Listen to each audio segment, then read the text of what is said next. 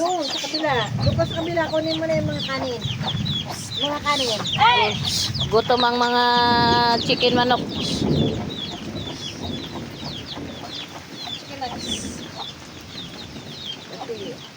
Itsa mo na lang. Itsa mo doon. Yan. Ay, bastos. Tak mo lang. Malayo sana. Ano yung saya kita na dito. Aso mo eh. Hala. Ang mga manok gutom. Pati nanay nila payatot eh. Ano? Marunong ka raw. Dito na, tay. Para mas madali nila makita. Tak mo lang dyan. Huwag mo nang platuhin. Tak mo na lang. Doon na sa ano. Layo na para ano. Habol-habol ka pa rin dyan. Fidel kas. Fidel!